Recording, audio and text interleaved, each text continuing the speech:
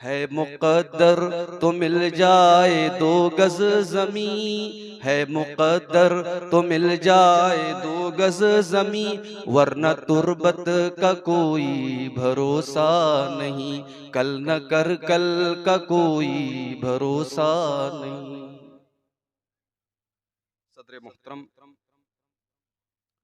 उलमाए किराम, मोहतरम बुजुर्गों, नौजवान साथियों, पर्दा नशीन माँ और बहनों, प्यारे बच्चों, रात के तकरीबन 12:30 बज चुके हैं। सर्दियों की रात है। इतने ठंडे मौसम में भी आप अपने घर को छोड़कर, अपने बिस्तर को छोड़कर, अपने आराम को छोड़कर यहाँ इस पिंडाल के नीचे अल्लाह और उसके रसूल की बातों को सुनने के लिए आए। ये इस बात की दलील है कि आपके सीने में जो दिल है, उस दिल में अल्लाह की मोहब्बत है, उसके रसूल की मोहब्बत। मुझसे पहले आपने मौलाना अब्दुल्ला सालिम चतुर्वेदी हाफिज़हुल्लाह का बड़ा कीमती खिताब समाअत किया। अल्लाह ताला मौलाना मौसूफ की बातों पर हम सबको अमल करने की तौफीक अता फरमाए। मेरे भाइयों, एक मुसलमान, एक मोमिन जब तक 6 चीजों पर ईमान न लाए, तब तक वो मोमिन नहीं हो सकता। 6 चीजों पर ईमान लाना ये कंडीशन है, ये अनिवार्य है, जरूरी है। जब तक आप 6 चीजों को नहीं मानेंगे, आप मोमिन नहीं हो सकते। अंतुमिना बिल्लाह, सबसे पहली चीज आपको अल्लाह के ऊपर ईमान रखना है। आपको ये अकीदा रखना है कि अल्लाह है और अल्लाह एक है, और अल्लाह ही अकेला इस कायनात का पैदा करने वाला, इस पूरी दुनिया को चलाने वाला, हम सबका क्रिएटर, हम सबका सस्टेनर है। और यही नहीं, आपको ये भी अकीदा रखना है कि अल्लाह के सिवा किसी और की इबादत जायज नहीं है। सजदा अगर जायज है तो अल्लाह के आगे जायज, दुआ अगर किसी से करना है तो अल्लाह से करना है, किसी से औलाद मांगनी है तो अल्लाह से मांगनी है, बीमारी से शिफा मांगनी है तो अल्लाह से मांगनी है, बिगड़ी बनाने वाला अगर कोई है तो अल्लाह है, मुश्किल कुशा अगर कोई है तो अल्लाह है, सबको नवाजने वाला कोई है तो अल्लाह है, सबको देने वाला दाता अगर कोई है तो अल्लाह है, सबकी मदद करने वाला गौस आजम अगर कोई है तो अल्लाह है। ये अकीदा भी आपको रखना है। और इसीलिए 5 टाइम की नमाज में हम कम से कम 17 बार अल्लाह ताला की बारगाह में ये इकरार करते हैं, इय्याका नाबुदु व इय्याका नस्तईन। आय Allah, you we worship, only you we worship, हम सिर्फ तेरी ही इबादत करते हैं। And you we ask help, और हम तुझ ही से मदद मांगते हैं। तू ही हमारा माबूद है, तू ही हमारा मुश्किल कुशा है। ये पहली चीज है, आपको अल्लाह के ऊपर ईमान रखना है, तौहीद आपके अंदर होनी चाहिए। आपका अकीदा ला इलाहा इल्लल्लाह के ऊपर होना चाहिए, और यही आपके इस्लाम की बुनियाद है, आपकी पहचान है।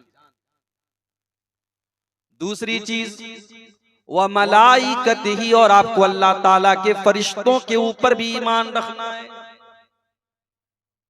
अल्लाह के फरिश्ते अल्लाह की मखलूक है, अल्लाह ताला ने उनको नूर से पैदा किया है, और ये अल्लाह की मखलूक मासूम है, ये गुनाह नहीं करती, ये खता नहीं करती। इसको अल्लाह ताला ने जो हुक्म दिया है, उस हुक्म को ये पूरा करती है, उस आदेश का ये पालन करती है। ये दूसरी चीज है जिसके ऊपर हमें और आपको ईमान लाना जरूरी है। तीसरी चीज, व कुतुबिही, और हम अल्लाह ताला की तमाम किताबों के ऊपर भी ईमान रखते हैं। अलग अलग नबियों पर उसने अलग अलग किताबों को उतारा। मूसा अलैहिस्सलाम के ऊपर तौरात उतारी गई, ईसा अलैहिस्सलाम के ऊपर इंजील उतारी गई, दाऊद अलैहिस्सलाम के ऊपर ज़बूर उतारी गई, और हमारे आखिरी नबी जनाब मुहम्मदुर रसूलुल्लाह सल्लल्लाहु अलैहि वसल्लम के ऊपर कुरान उतारा गया। तमाम किताबों पर हम और आप ईमान रखते हैं। लेकिन हाँ, हम ये भी मानते हैं कि कुरान करीम के आने के बाद अब कानून अगर चलेगा तो कुरान का चलेगा, अब तौरात का नहीं चलेगा, अब इंजील का नहीं चलेगा, अब ज़बूर का नहीं चलेगा। कुरान ने आकर के पीछे की तमाम किताबों को मंसूख कर दिया। हम ईमान सब किताबों पर रखते हैं मगर कानून फॉलो करते हैं कुरान। इसलिए कि पिछली तमाम किताबों में चेंजिंग हुई है, तहरीफ हुई है, लेकिन कुरान वो किताब है कि 4 साल का बच्चा कुरान का हाफिज है और उसके सीने में अल्लाह ने कुरान को महफूज कर दिया। इन्ना नहनु नज़्ज़लना ज़िक्र व इन्ना लहू लहाफ़िज़ून। इस कुरान को उतारने वाले हम हैं और इस कुरान की हिफाजत भी हम ही करेंगे। कुरान महफूज है, कुरान करीम पर कोई आंच नहीं आ सकती। सारी दुनिया के अंदर जितनी लाइब्रेरियां हैं, जितने मदरसे हैं, जितने स्कूल हैं, जितने कुतुबखाने, सारे के सारे कुरान के नुस्खों को अगर कोई जालिम, कोई फासिक, कोई फाजिर अगर कुरान के सारे नुस्खों को भी जला दे तब भी कुरान महफूज रहेगा, क्योंकि अल्लाह ने इस कुरान को सीनों में महफूज कर दिया है। इस कुरान की हिफाजत की गारंटी अल्लाह ताला ने ली है। इस कुरान की हिफाजत की गारंटी अल्लाह ने ली। अक्सर आप सुनते होंगे कुरान को की बेहुरमती की गई, कुरान को जलाया गया, कुरान को फाड़ा गया। कुरान से बड़ी दुश्मनी है लोगों को, मगर कुरान वो किताब है जितनी भी दुश्मनी निभा ले कुरान को मिटाया नहीं जा सकता, इसकी गारंटी अल्लाह ने। तो हम और आप अल्लाह की तमाम किताबों के ऊपर भी ईमान रखते हैं। ईसाई से पूछो तुम इंजील को मानते हो? हाँ मानता हो। कुरान को मानते हो? नहीं मानता। यहूदी से पूछो तुम तौरात को मानते हो? हाँ मानता हूं। इंजील को मानते हो? नहीं मानता। कुरान को मानते हो? नहीं मानता। हमारे तो दोनों हाथ में लड्डू हैं, हम तो तौरात को भी मानते हैं, हम तो इंजील को भी मानते हैं और हम अल्लाह की आखिरी किताब को भी मानते हैं। इसीलिए अल्लाह ताला ने कुरान के पहले पारे में अपने मोमिन बंदों की, अपने मुत्तकी बंदों की पहचान बयान की, फरमाया अल्लज़ीना युक़ीमूनस सलाता व मिम्मा रज़क़नाहुम युनफ़िक़ून अल्लज़ीना युमिनूना बिमा उनज़िला इलैका व मा उनज़िला मिन क़ब्लिका। ऐ नबी, जो किताब आपके ऊपर उतारी गई, इस किताब के ऊपर भी अहले ईमान रखते हैं, मुसलमान ईमान रखते हैं, और आपके पहले दुनिया में जो किताबें उतारी गई उसके ऊपर भी ईमान रखते हैं। तो अल्लाह के ऊपर ईमान लाना जरूरी है, उसके फरिश्तों पर, उसकी किताबों पर। नंबर 4 व रुसूलिही, और हम अल्लाह के तमाम रसूलों के ऊपर भी ईमान रखते हैं। कितने नबी दुनिया में आए हमें मालूम नहीं, उनकी तादाद, उनकी संख्या। एक हदीस में 1,24,000 की गिनती आई, मगर वो हदीस सही नहीं है, ज़ईफ है। इसीलिए हम ये मानते हैं कि अनगिनत नबी दुनिया में आए। वलिकुल्लि कौमिन हाद, हर कौम के अंदर कोई ना कोई डराने वाला, कोई ना कोई हिदायत देने वाला आया है। कुरान में 25 नबियों का नाम आया है। हम जिन नबियों का नाम जानते हैं हम उनके ऊपर भी ईमान रखते हैं, जिन नबियों का नाम हमको नहीं पता हम उन नबियों के ऊपर भी ईमान रखते हैं। मगर हम ये अकीदा रखते हैं कि इतने नबी दुनिया में आए कि हम उनकी संख्या नहीं जानते, मगर नबियों के सिलसिले की आखिरी कड़ी जनाब अहमद मुज्तबा मोहम्मद मुस्तफ़ा सल्लल्लाहु अलैहि वसल्लम मक्का की सरजमीन पर 1400 साल पहले तशरीफ लाए, और आप आखिरी नबी, आपके बाद दुनिया में कोई नबी आने वाला नहीं है। मा काना मुहम्मदुन अबा अहदिम मिर रिजालिकुम वलाकिन रसूलल्लाहि व खातमन नबिय्यीन।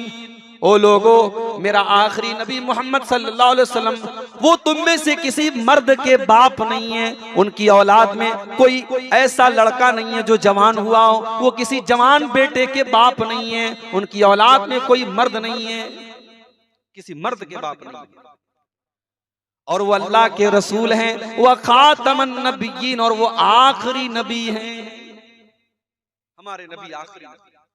हम इस पर ईमान रखते हैं। 4 चीजें हो गई, 6 चीजों पर ईमान लाना जरूरी है। नंबर 5, वल यौमिल आखिर, और 5वीं चीज जिसके ऊपर ईमान लाना जरूरी है वो कयामत का दिन है, आखिरत का दिन है।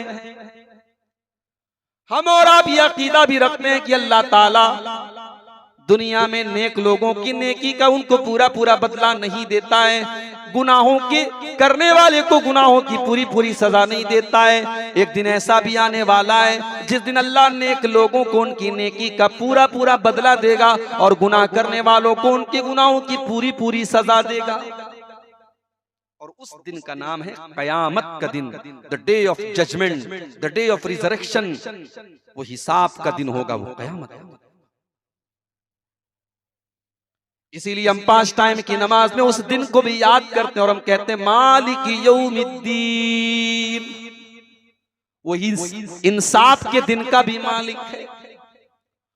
दुनिया की अदालतें बिक सकती हैं, दुनिया की अदालतों से नाइंसाफी हो सकती है, हो सकता है कि कातिल को बरी कर दे दुनिया की अदालत, और हो सकता है कि बेकसूर को जेल में डाल दे, हो सकता है कि जालिम को सजा दे, जालिम को छोड़ दिया जाए, और हो सकता है कि मजलूम को सजा दे दी जाए। अभी आपने एक फैसला सुना होगा अदालत का, इसी मुल्क के एक इलाके में 4000 घरों में रहने वाले मुसलमानों के बारे में यह फैसला कर दिया गया कि वो इल्लीगल जगह पे रह रहे थे। कोई पूछने वाला नहीं है साहब, जब वो जगह इल्लीगल थी 90 साल से वहां पर लोग कैसे रहते थे? वहां मस्जिदें भी बन गई, वहां मंदिर भी बन गए, हॉस्पिटल भी बन गए, सरकारी स्कूल भी बन गए, आप कहां सोए हुए थे? और आज जब 90 साल से 2-3 पीढ़ियां वहां गुजर चुकी हैं और 50,000 से ज्यादा लोग वहां पे रह रहे हैं, आपकी अदालत ये फैसला कर रही है कि वो जगह इलीगल है, उनको वहां से हटा दिया जाए। मेरे भाइयों, छोटी छोटी बच्चियों की आंखों में आंसू हैं, बूढ़ी औरतों की आंख में आंसू हैं, सर्दी का मौसम है, सड़क पर बैठ करके वो बूढ़ी औरतें अल्लाह की बारगाह में दुआ कर रही हैं, अल्लाह के आगे गिड़गिड़ा रही हैं, अपनी कौम के लोगों को याद कर रही हैं। आज ये नाइंसाफी भी दुनिया देख रही है। मालिक यौमिद्दीन, एक ऐसा भी दिन आने वाला है जिस दिन अल्लाह ताला तमाम मजलूमों को इंसाफ दिलाएगा और तमाम जालिमों से इंतकाम लेगा।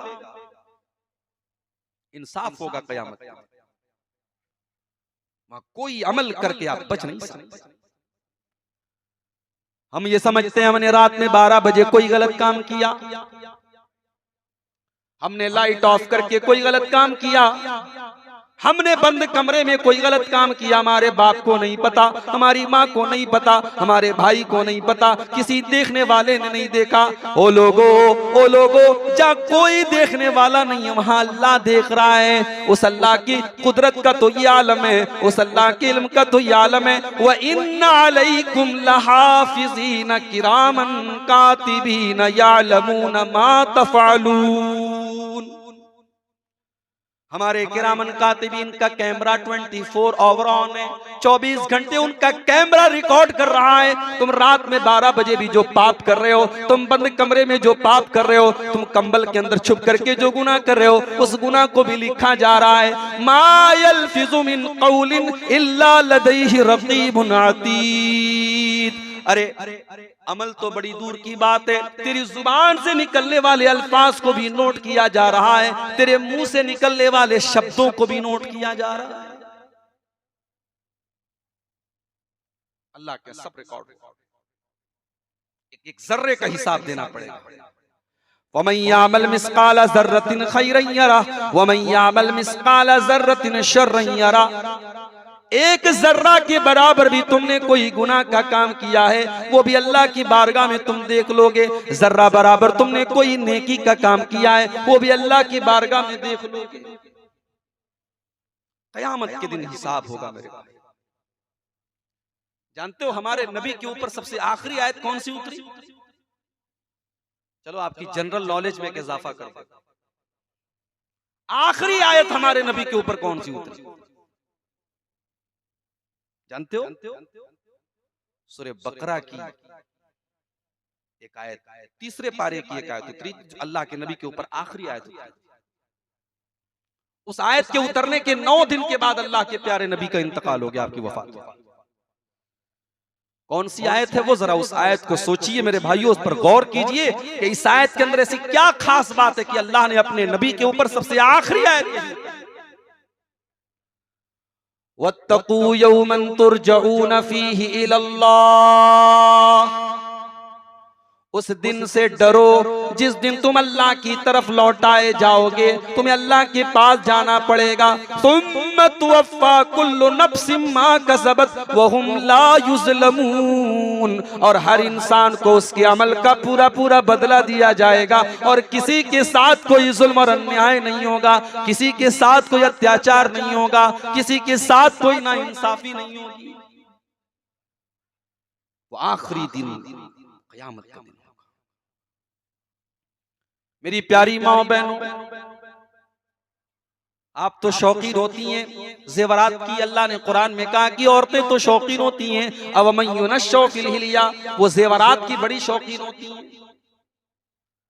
जेवर लेने के लिए आप सोनार के पास जाती हैं। नाक में जो आप नथिया पहनती हैं और नाक में जो कील पहनती हैं, वो कील भी अपने तराजू पर सोनार रख करके तौल करके बता देता है कि ये कितने मिलीग्राम की है।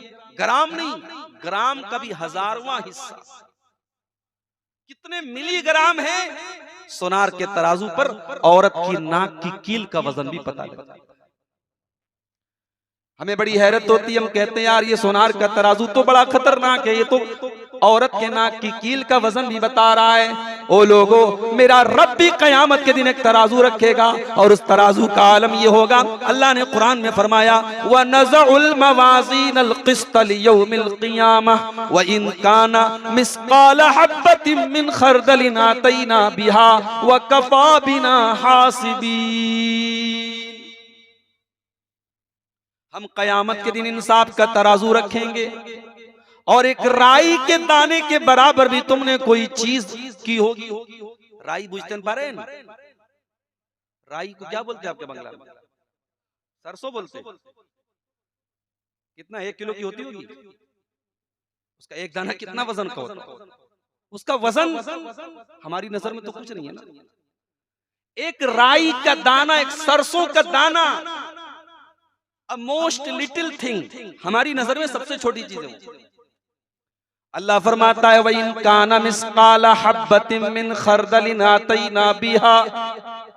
एक राई के दाने के बराबर भी तुमने कोई गलत काम किया, तुमने कोई नेकी का काम किया, हमारे तराजू पर वो सामने आ जाएगा। व कफा बिना हासिबीन। मेरे बंदो, तुम्हारा हिसाब हम लेंगे, हम लेंगे।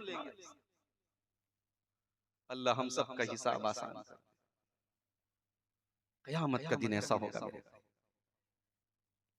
दुनिया में बच्चा स्कूल में पढ़ता है, बच्चा मेहनत करके आया है, लिख करके आया है, एग्जाम का रिजल्ट आया, बच्चा फेल हो गया। बच्चे के माँ बाप स्कूल में जाते हैं, प्रिंसिपल से मुलाकात करते हैं, साहब मेरा बच्चा तो बहुत अच्छा लिख करके आया है, आपने फेल कैसे कर दिया? प्रिंसिपल ने टीचर को बुलाया, तुमने इसको फेल क्यों कर दिया? टीचर कहता है, सर इसने लिखा तो था मगर गलत लिखा था, ये फेल होने के लायक है। बच्चे के माँ बाप कहते हैं, नहीं नहीं हमको यकीन नहीं, हमारा बच्चा बहुत मेहनत से लिख करके आया है। टीचर कहता है, अच्छी बात है, मैं कॉपी ले आता हूं, आप कॉपी देख लें। बच्चे की कॉपी ले आता है और कॉपी देख करके माँ बाप को भी मानना पड़ता है कि हमारा बच्चा फेल होने के लायक था। क़यामत के दिन भी हमने दुनिया में जो किया होगा, हमारे अमल की आंसर बुक भी हमको दे दी जाएगी कयामत के दिन हमको रिजल्ट नहीं मिलेगा, कयामत के दिन हमारी जिंदगी भर का कच्चा चिट्ठा हमको दे दिया जाएगा।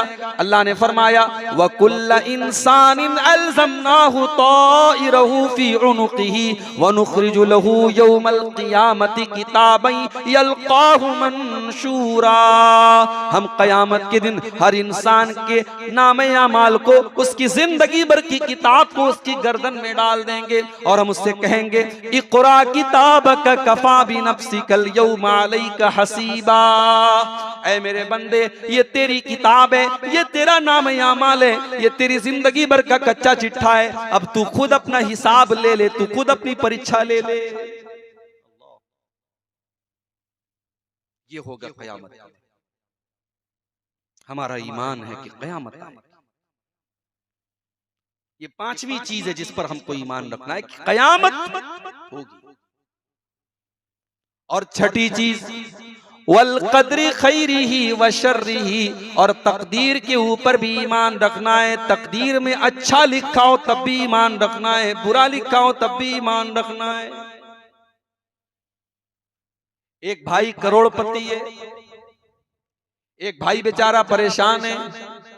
एक भाई प्रॉपर्टी पर प्रॉपर्टी ले रहा है, दूसरा भाई को कारोबार में घाटा हो रहा है। उसके दिल में हसद पैदा हो गया, उसके दिल में जलन पैदा हो गया, उसके दिल में ईर्ष्या पैदा हो गई। वो सोचने लगा ये तो इतना पैसा कमा रहा है, मेरा घाटा क्यों हो रहा है, इसका घाटा क्यों नहीं हो जाता, इसका कारोबार क्यों नहीं टूट जाता, इसका मकान क्यों नहीं गिर जाता, इसका बच्चा क्यों बीमार नहीं हो जाता।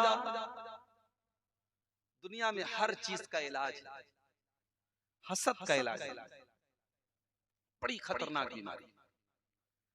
इसीलिए अल्लाह के प्यारे नबी अपनी उम्मत को खबरदार करके फरमाते हैं इय्याकुम वल हसद फइन्नल हसद याकुलुल हसनाति कमा ताकुलुन नारुल हतब। ऐ मेरी उम्मत के लोगों, तुम हसद कभी न करना, तुम किसी को खुश देख करके कभी न जलना, किसी की नेमत को देख करके तुम्हारे दिल में जलन कभी पैदा न हो, इसलिए कि हसद नेकियों को खा जाता है जैसे आग लकड़ी को खा जाती है। आग में लकड़ी डालो तो लकड़ी खत्म हो जाएगी, हसद की आग में तुम्हारे उम्रें बर्बाद हो जाएंगे, तुम्हारे हज बर्बाद हो जाएंगे, तुम्हारी नमाजें बर्बाद हो जाएंगी, तुम्हारे दान, तुम्हारे सदका खैरात बर्बाद हो जाएंगे, तुम्हारी नेकियां खत्म हो जाएंगी।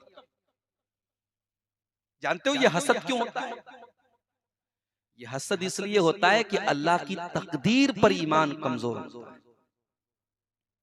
जिसका तकदीर के ऊपर ईमान होगा वो ये जानता है कि मेरे मुकद्दर में जो रोजी अल्लाह ने लिखी है वो मुझको मिलकर के रहेगी। मैं जब अपनी माँ के पेट में था, मैं 4 महीने का था, मैं 120 दिन का था।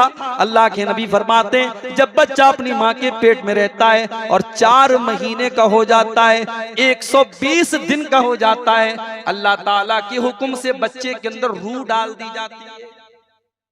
इसीलिए 4 महीने के ऊपर का जो बच्चा होता है उसके अंदर रूह पड़ी होती है। एबॉर्शन करवाना तो गुनाह है, बड़ी मजबूरी है, औरत की जान खतरे में है, डॉक्टर ने कह दिया इसकी जान बच नहीं सकती, मजबूरी में ऑप्शन है। मगर 4 महीने के बाद अगर कोई एबॉर्शन करवाता है तो ये और बड़ा गुनाह है, क्योंकि बच्चे के अंदर रूह डाल दी गई। अल्लाह के नबी फरमाते रूह डाल दी जाती है और 4 चीजें फरिश्ता लिख देता है, फयुक्तबु अमलुहु व अजलुहु व रिज़्क़ुहु व शक़िय्युन औ सईदुन। उसका अमल लिख दिया जाता है, उसकी उम्र लिख दी जाती है, कितनी उम्र पाएगा, 20 साल पाएगा, 40 साल पाएगा, 70 साल पाएगा, कितनी जिंदगी पाएगा लिख दिया जाता है। वह रिज़्क़ुहु, उसकी रोजी लिख दी जाती है, कितनी रोजी पाएगा, और ये भी लिख दिया जाता है वो बदनसीब होगा या खुश नसीब होगा, वो जन्नत में जाएगा या जहन्नम में जाएगा, वो ईमान वाला बनेगा या काफिर बनेगा, वो नमाजी बनेगा कि बेनमाजी बनेगा, वो माँ बाप की खिदमत करने वाला बनेगा या माँ बाप का दिल दुखाने वाला बनेगा, सब लिख दिया जाता है। तो जब हमारी तकदीर लिखी जा चुकी है तो भाइयों हसद जो करेगा इसका मतलब कि उसे अल्लाह की तकदीर पर भरोसा नहीं। इसीलिए अल्लाह के नबी फरमाते हैं वर्द बिमा कसमल्लाहु लक तकुन अगनन्नास, तुम्हारी तकदीर में, तुम्हारी किस्मत में अल्लाह ताला ने जो लिख दिया है तुम उसके ऊपर राजी हो जाओ, तुम उसके ऊपर सेटिस्फाइड हो जाओ, तुम उसके ऊपर संतोष कर लो, तुम उसके ऊपर सब्र कर लो। तुमसे ज्यादा अमीर कोई नहीं होगा। जिसको अल्लाह ताला कनात की दौलत दे दे, जिसको अल्लाह ताला सब्र की दौलत दे दे, संतोष की दौलत दे दे, उससे बड़ा दौलतमंद कोई नहीं है। तो 6 चीजों पर ईमान लाना जरूरी है। मैं एक बार रिपीट करूं, अल्लाह पर ईमान लाना है, फरिश्तों पर ईमान लाना है, किताबों पर ईमान लाना है, रसूलों पर ईमान लाना है, कयामत के दिन पर ईमान लाना है और तकदीर के ऊपर ईमान। 6 चीजें होंगी। अब इसमें जो कयामत है, ये कयामत कब आएगी? कौन से साल आएगी, कौन से महीने आएगी, कौन से दिन आएगी, कौन सी तारीख को आएगी, ये किसी को नहीं पता। ये कोई नहीं जानता कि कयामत कब आएगी। इसका इल्म सिर्फ अल्लाह को है कि कयामत कब आएगी। 5 चीजें ऐसी हैं जो गैब की कुंजी है। कुंजी बुझते बारे, कुंजी मीन्स चाबी। 5 चीजें गैब की कुंजी है। गैब मीन्स जिसको अल्लाह जानता है। कौन सी 5 चीजें हैं? सूरह लुकमान की आखिरी आयत है, इन्नल्लाह इंदहु इल्मुस्साअह व युनज़्ज़िलुल गैसा व यअलमु मा फिल अरहाम व मा तदरी नफ्सुम माज़ा तक्सिबु गदा व मा तदरी नफ्सुम बिअय्यि अर्दिन तमूत। 5 चीजों का इल्म सिर्फ अल्लाह को। कयामत कब आएगी सिर्फ अल्लाह को मालूम है। वयुनज़्ज़िलुल गैसा, बारिश कब होगी, कितनी होगी, कहां होगी, अल्लाह को मालूम है। क्रिकेट का मैच होता है, मौसम विभाग वाले कहते हैं कि आज कलकत्ता में बारिश होवे ना, और बारिश हो जाती है, मैच कैंसिल हो जाता है। बारिश के बारे में मौसम विभाग के लोग अपनी भविष्यवाणी करते, उनकी भविष्यवाणी फेल हो जाती है। वयुनज़्ज़िलुल गैस, बारिश कब होगी, कहां होगी, सिर्फ अल्लाह को मालूम है। वयअलमु मा फिल अरहाम, और माँ के पेट में क्या है ये सिर्फ अल्लाह को मालूम है। आप बोलेंगे मौलाना साहब अब तो अल्ट्रासाउंड से पता चल जाता है, अब तो अल्ट्रासाउंड से पता चल जाता है कि माँ के पेट में बच्चा कितने दिन का है। ये भी पता चल सकता है कि लड़का है कि लड़की। ये अलग बात है कि भारत में हमारे अपराध है, जुर्म है ये पता करना, लेकिन पता चल सकता है। और अल्लाह तो कह रहा है कि माँ के पेट में क्या है ये मैं जानता हूं। डॉक्टर आपको ये बता सकता है कि माँ के पेट में लड़का है या लड़की है। वो ये बता सकता है कि माँ के पेट में जो बच्चा है वो कितने महीनों का है, कितने हफ्तों का है, कितने दिन का है। मगर उस माँ के पेट में जो बच्चा है वो कितना खूबसूरत होगा, वो कितना बदसूरत होगा, वो अच्छी सीरत वाला होगा या बुरी सीरत वाला होगा, वो नमाजी होगा या बेनमाजी होगा, वो तौहीद वाला होगा कि शिर्क वाला होगा, वो अल्लाह का फरमा बरदार होगा या नाफरमान होगा, वो अच्छा होगा या बुरा होगा, ये कोई नहीं जानता। व यअलमु मा फिल अरहाम, अल्लाह तो वो है जो उस बच्चे की सारी डिटेल जानता है, सारी डिटेल। बड़े बड़े अल्लाह के वलियों, बड़े बड़े अल्लाह के नेक बंदों, जिनको लोग आज ये कहते हैं कि वो हमारी बिगड़ी बना देते हैं, अल्लाह के नेक बंदे, अल्लाह के औलिया भी जब अपनी माँ के पेट में थे उनको ऑक्सीजन पहुंचाने वाला अल्लाह था, उनको माँ के पेट में ग़िज़ा पहुंचाने वाला अल्लाह था, उनकी सांसों को चलाने वाला अल्लाह था, उनके दिल की धड़कनों को चलाने वाला अल्लाह था। वयअलमु मा फिल अरहाम, माँ के पेट में क्या है ये सिर्फ अल्लाह को मालूम है। वमा तदरी नफ्सुम माज़ा तक्सिबु गदा, और कोई नहीं जानता कि वो कल क्या करेगा। 4 दिन पहले मेरा प्रोग्राम था महाराष्ट्र के अंदर, मध्य प्रदेश में मेरा प्रोग्राम था और मुझे मुंबई जाना था, ट्रेन से टिकट बना था मेरा।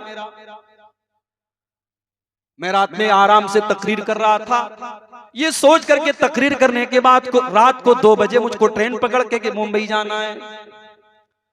तकरीर खत्म करके मैं स्टेज से उतरा, मोबाइल निकाला, ट्रेन को चेक किया, पता लगा ट्रेन 7 घंटा लेट। 7 घंटा लेट, 7 घंटा ट्रेन लेट है। अगर मैं ट्रेन से बंबई जाऊंगा मैं प्रोग्राम नहीं कर पाऊंगा। आनन फानन मैंने मोबाइल पर चेक किया कोई फ्लाइट है कि नहीं, पता लगा करीब में नागपुर का एयरपोर्ट है। नागपुर से मुंबई का मैंने टिकट बनाया और अगले दिन मैं सुबह 9 बजे बंबई पहुंचा। मैं तो सोच के आया था घर से मैं ट्रेन से बंबई जाऊंगा, दोपहर में पहुंचूंगा, लेकिन ट्रेन का टिकट कैंसिल करके मुझे फ्लाइट से आना पड़ा। इस तरीके के बहुत सारे वाकयात हमारी जिंदगी में होते हैं। वमा तदरी नफ्सुम माज़ा तक्सिबु गदा, कोई नहीं जानता कि वो कल क्या करेगा। और 5वीं चीज, वमा तदरी नफ्सुम बिअय्यि अर्ज़िन तमूत, और कोई नहीं जानता कि वो कहां मरेगा, कब मरेगा, मौत कब आएगी, कोई नहीं जानता। ओ मेरे नौजवान साथियों, तुम रात में अपने कान में ईयरफोन लगा करके सोते हो। मेरे नबी जब बिस्तर पे जाते थे दाहिनी करवट लेटते थे, वजू करके लेटते थे और ये दुआ पढ़ के लेटते थे, अल्लाहुम्मा बिस्मिका अमूतु व अहया, ऐ अल्लाह तेरे नाम से जीता हूँ और तेरे नाम से मरता हूँ। ऐ अल्लाह मैं बिस्तर पे सोने जा रहा हूँ, हो सकता है कि मेरी रूह को तू कब्ज कर ले, हो सकता है मेरी जिंदगी खत्म हो जाए। ऐ अल्लाह मैं तेरा नाम लेकर के सोने जा रहा हूं। हमारा नौजवान कान में ईयरफोन लगा के सो रहा है, किसी लड़की से बात करके सो रहा है, गुनाह का काम करके सो रहा है। अल्लाह ना करे उसी हाल में अगर उसको मौत आ जाए, मेरे प्यारे साथियों सोचो कल कयामत के दिन भी जब वो उठेगा तो उसके कानों में ईयरफोन लगा होगा और अपने मुंह से वो गंदी बातें करता हुआ कल कयामत के दिन उठेगा। इंसान जिस हाल में मरेगा उसी हाल में कल कयामत के दिन उठाया जाएगा। इसीलिए अल्लाह के नबी फरमाते हैं, अगर कोई हाजी हज करने गया और एहराम की हालत में मौत आ गई तो अल्लाह के प्यारे नबी फरमाते हैं उसको अलग से किसी कपड़े में मत कफनाओ, उसी एहराम के कपड़े को उसका कफन बना दो और उसी हाल में उसको कफना दो, उसी हाल में उसको दफना दो, उसको अलग से किसी कपड़े में न कफनाओ। फ़इन्नहु याती यौमल क़ियामति मुलब्बियन, इसलिए कि वो लब्बैक अल्लाहुम्मा लब्बैक कहते हुए दुनिया से गया है और कल क़यामत के दिन जब वो उठेगा तो लब्बैक अल्लाहुम्मा लब्बैक कहता हुआ उठेगा। जिस हाल में मरेगा उसी हाल में उठाया जाएगा। बेंगलोर में एक जगह है शिमोगा, बेंगलोर से 300 किलोमीटर दूर। बनारस के एक आदमी वहां कारोबार के लिए जाते हैं, एक होटल में कमरा लेते हैं, बाथरूम में नहाने जाते हैं, शावर का नल खोलते हैं, नहाने लगते हैं। बाथरूम अंदर से बंद है, कमरा भी अंदर से बंद है, शावर ले रहे हैं, नहा रहे हैं। उसी हाल में अचानक दिल की धड़कन बंद हो जाती है, मौत का फरिश्ता आ जाता है और रूह को निकाल लेता है। बाथरूम में शावर चालू है और डेड बॉडी जमीन पर पड़ी है, शावर का पानी बह रहा है। 1 घंटा हो गया, पूरा बाथरूम पानी से भर गया।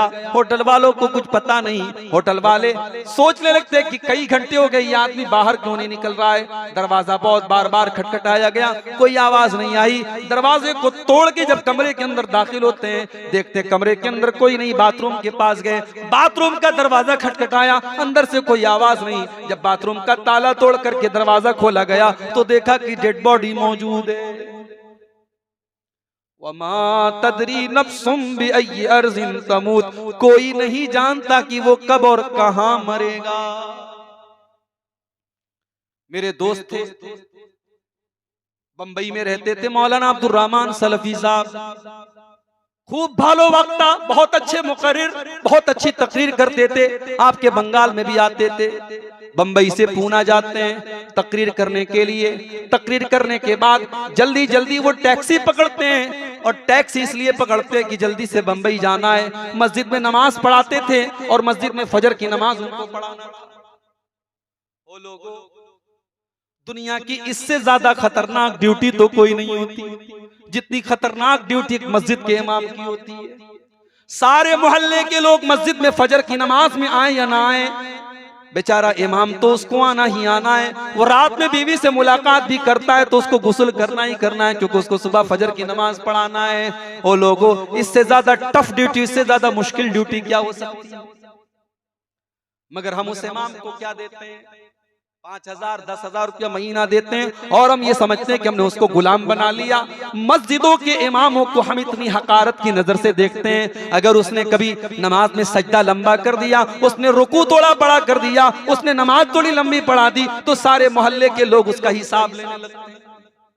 ओ लोगों, अपने इमामों की कदर करो, अपने मौलवियों की कदर करो। ये दुनिया की सबसे मुश्किल ड्यूटी निभा रहे हैं। मौलाना अब्दुल रहमान साहब टैक्सी पर बैठ गए। टैक्सी में टोटल 9 लोग हैं। टैक्सी चल रही है और टैक्सी का ड्राइवर बहुत स्पीड से चला रहा है।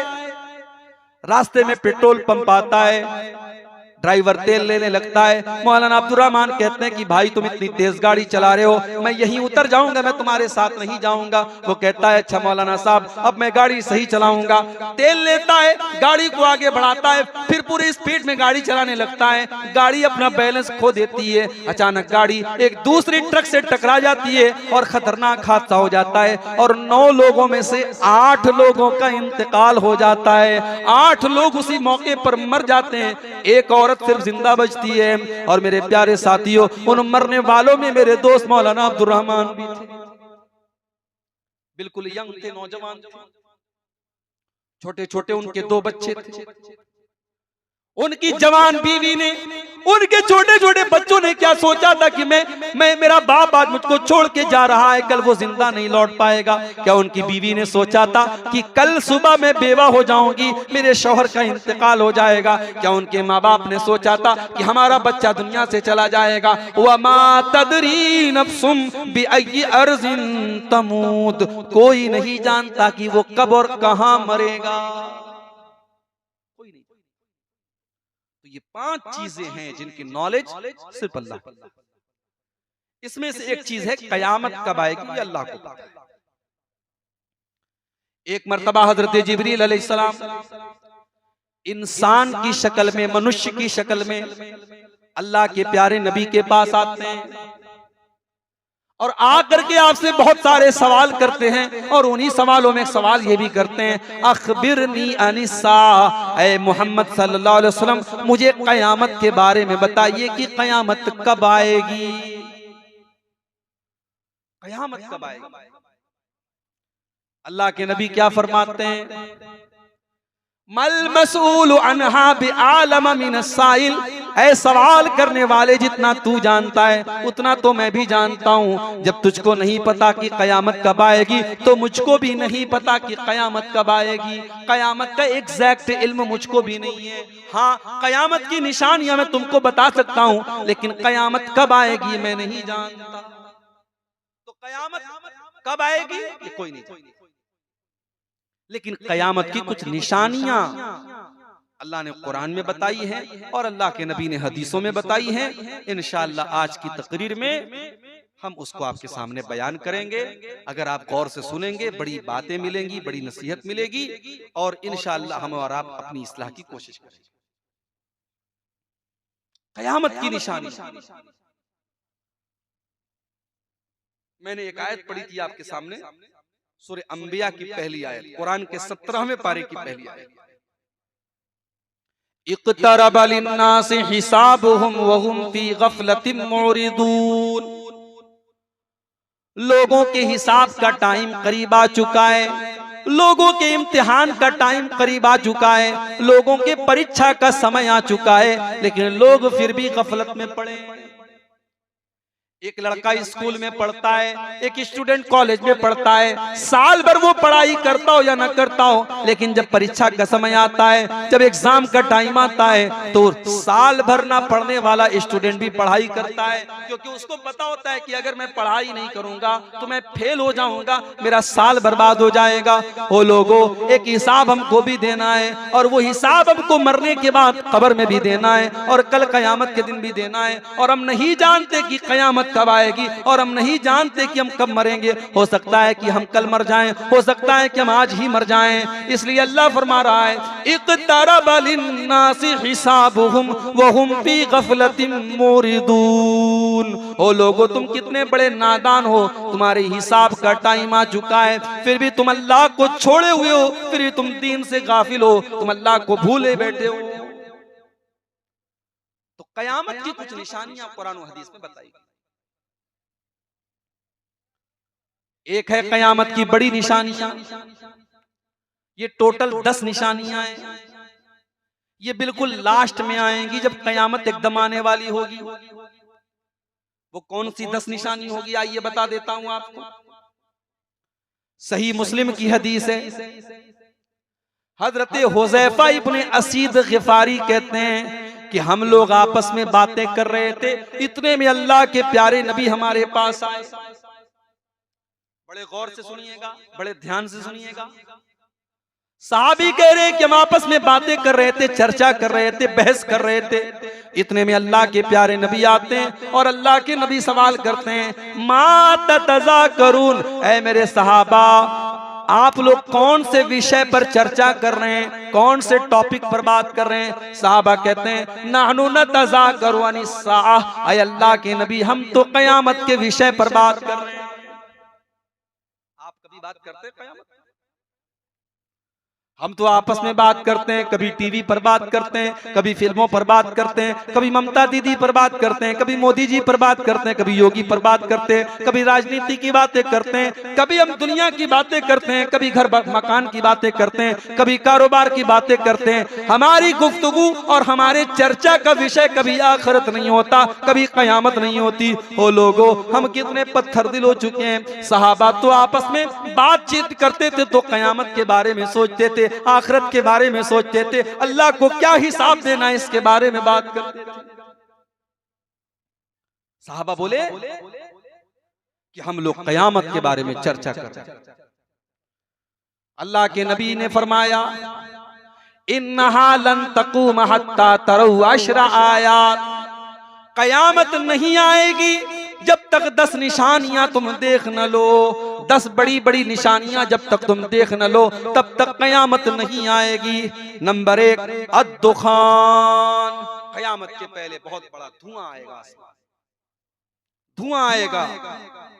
और ये धुआं जब आसमान में आएगा तो दूसरी हदीस में अल्लाह के नबी ने फरमाया कि जितने मोमिन होंगे उनको तो जुकाम हो जाएगा और जितने काफिर होंगे और मुशरिक होंगे सब मर जाएंगे। वो धुआं उनको मौत के घाट पर। तो ये कयामत के पहले की धुआं है। वद्दज्जाल, और कयामत की दूसरी बड़ी निशानी दज्जाल आएगा।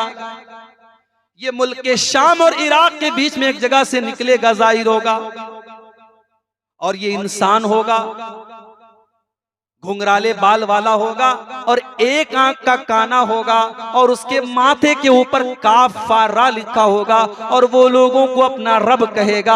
अल्लाह के नबी ने फरमाया इन्ना रब्बकुम लैसा बिआवर, ओ लोगो तुम्हारा परवरदिगार काना नहीं है, तुम्हारा परवरदिगार अंधा नहीं है, तुम्हारा परवरदिगार तो हर ऐब से पाक है।